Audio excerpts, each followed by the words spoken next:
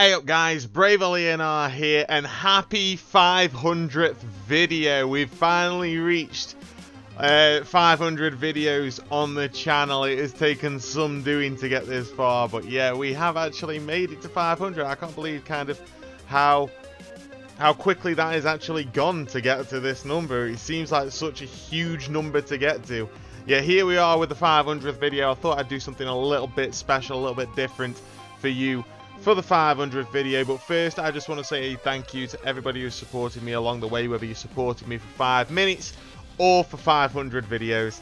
I really appreciate it. Thank you so much. So in this video, we are going to be counting down the top 5 battles that we have had on the channel so far. So in our Let's Plays, for our Pokemon Let's Plays, our Nuzlocke challenges is more than Nuzlocks than anything else. Well, they're all part of the Nuzlocke because they're the most stressful ones. But yeah, from our Nuzlocke series, which 5 battles do I think were the most hype battles out there?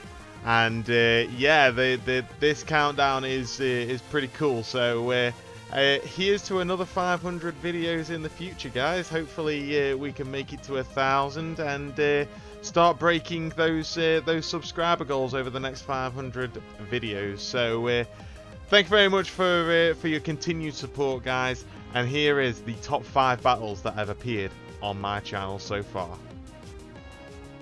Kicking off this list in at number 5 is the champion battle from Fire Red Omega, round 1 of the Elite Four. We went into this battle with a full squad of 6, which we hadn't lost a single mon the entire Elite Four, and I was really happy with our progress, but I knew that this was going to be the hardest battle to date. It was a little bit of vindication, seeing as Luke had wiped out the Nuzlocke before on the previous run, so to beat him as the champion was like, it felt like such a great feeling. Luke's team started out with really strong mons in Heracross and Metagross that fell pretty quickly, so I was glad of that. But then later on came the real kicker with a freeze on our Hitmon Leaf from the Walrein, which was a 10% chance of Ice Beam, and I'm pretty sure that Walrein would have had Sheer Cold as well. It never actually used it, but moving on, we also had the Substitute Tail Glow Ampharos, which if we hadn't have had our own electric type with Calm Mind being able to set up the special defense increases, that Ampharos would have wiped our team without a doubt. But thankfully we did have our Raikou Bolt, and he managed to set up his Calm Minds, get off the extra sensories to destroy the sub, and then finally take down the Ampharos with extra sensory in one shot, leaving a nice clean path to the end of the game.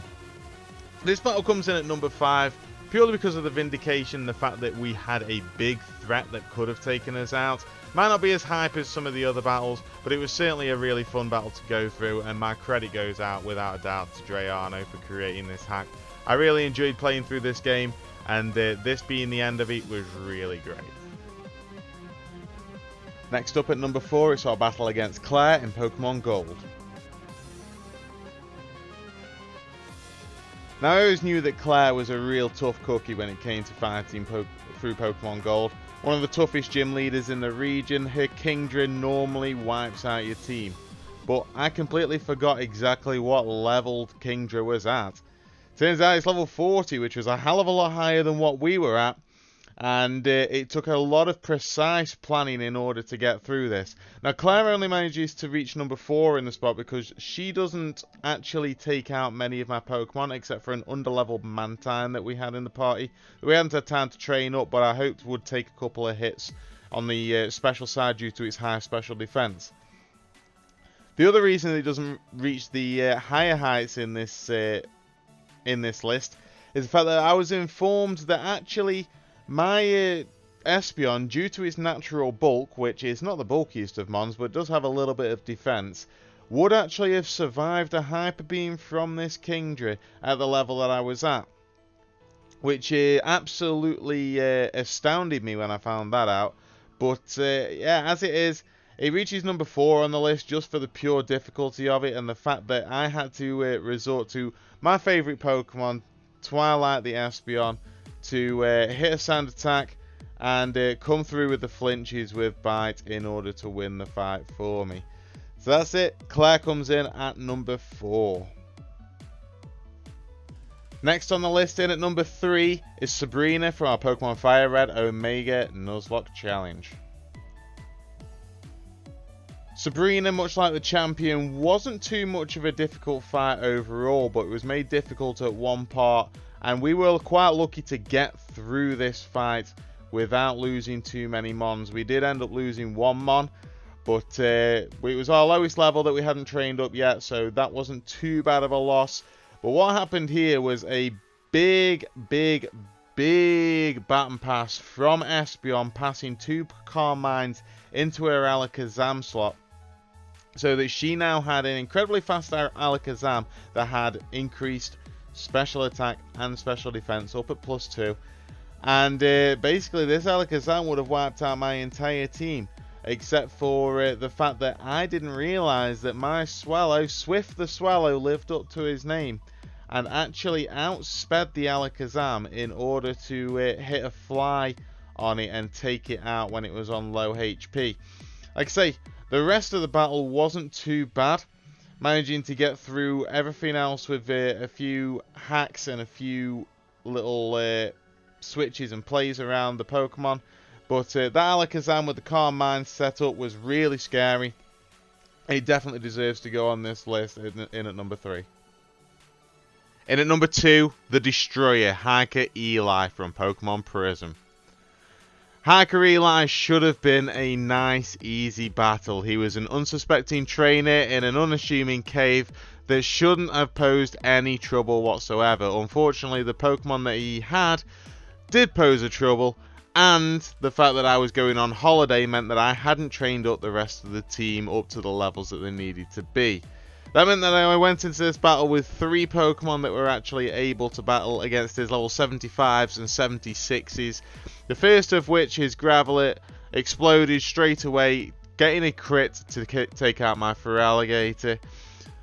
Then I got taken out with my Manectric against the Steelix, who used Earthquake to take out my Manectric, and then on the final turn, Explosion with his Golem took out my Articuno. If he hadn't used Explosion and just killed Articuno with a random Stone Edge or Rock Slide, that would have been the absolute end of the playthrough, because the rest of the team were below level 40.